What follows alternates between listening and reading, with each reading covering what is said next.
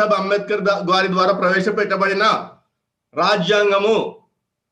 అందులో ఎటువంటి మనుధర్మశాస్త్రం సంబంధించిన వివరాలు లేవు, అదొక ఫీలింగ్ కూడా లేదు. వీళ్ళు కేవలం వెస్టర్న్ కంట్రీస్ లో అక్కడ కాన్స్టిట్యూషన్స్ తీసుకొని రాసుకున్నారు, అందులో ఎటువంటి భారతీయత లేదు అని చెప్తూ ఆనాడే కామెంట్ చేశారు. మీకు స్క్రీన్ పైన బంచ్ ఆఫ్ థాట్స్, గోల్వాల్కర్ గారి బంచ్ ఆఫ్ థాట్స్ లోని పేజ్ నెంబర్ 238 నుంచి ఎవిడెన్స్ పెట్టాను చూడండి.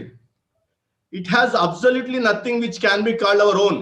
Is there a single word or reference in its guiding principles as to what our national mission is and what our keynote in life is అని చెప్పేసి అప్పుడే వ్యతిరేకించినాడు.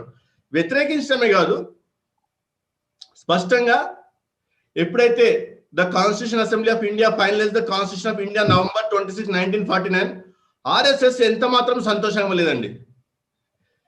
ఎప్పుడైతే రాజ్యాంగాన్ని finalise చేసినారో సంతోషంగా లేదు.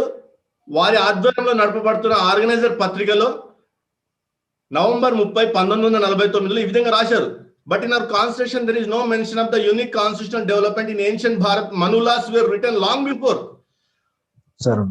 భారత రాజ్యాంగం ఎక్కడి నుంచి అయితే తీసుకోబడిందో వారికంటే ముందే మన భారతదేశంలో మను ధర్మశాస్త్రం అనేది ఉంది. ఆ ధర్మశాస్త్రంలోంచి ఎటువంటి విషయాలు కూడా వీరు తీసుకోలేదు. వారికి మను ధర్మశాస్త్రము ఎందుకు కొరగానిగా కనపడింది అని చెప్తూ ఆనాడు వీరి యొక్క అక్కసులు వెళ్ళగరికారు. ఎందుకంటే ఇదే కోవలో వచ్చిన సావర్కర్ కూడా మను ధర్మశాస్త్రాన్నే కోరుకున్నాడు, రాజ్యాంగాన్ని వ్యతిరేకించాడు. మను ధర్మశాస్త్రాన్ని ఏనాటికైనా భారతదేశ రాజ్యాంగంగా ప్రవేశపెట్టాలనే వీళ్ళ ఆలోచన ఆనాటి నుంచే ఉంది. ఈరోజు కొత్తగా వీళ్ళు వచ్చేసి మాకు అధికారం వస్తే మేము మను ధర్మశాస్త్రం తీసుకొస్తాము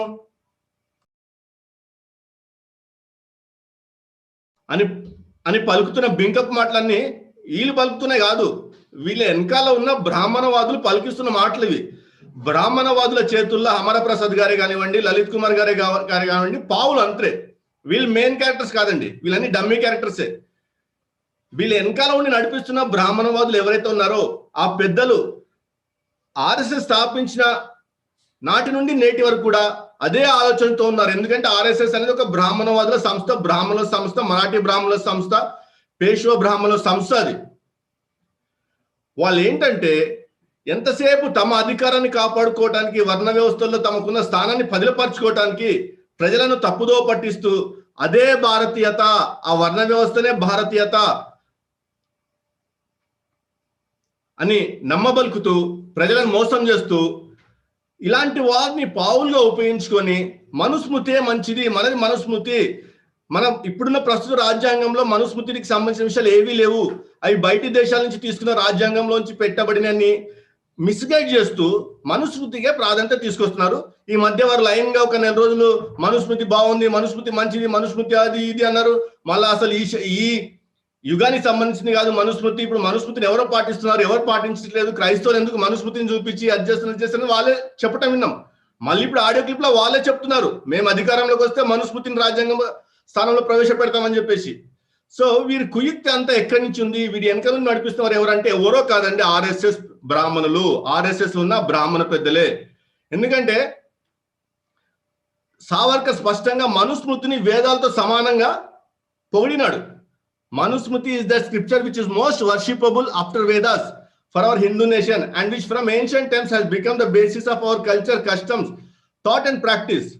అని చెప్తూ మనుస్మృతి ఎప్పటి నుంచో మనకుంది అని చెప్తూ పొగుడుతూ స్పష్టంగా మనుస్మృతిని రాజ్యాంగ స్థానంలో వాళ్ళు కాంక్షిస్తున్నారు. మరి అటువంటి మనుస్మృతిలో ఏముంది అనే విషయం కూడా మనం చూడాలి. మనుస్మృతి మొదటి అధ్యాయం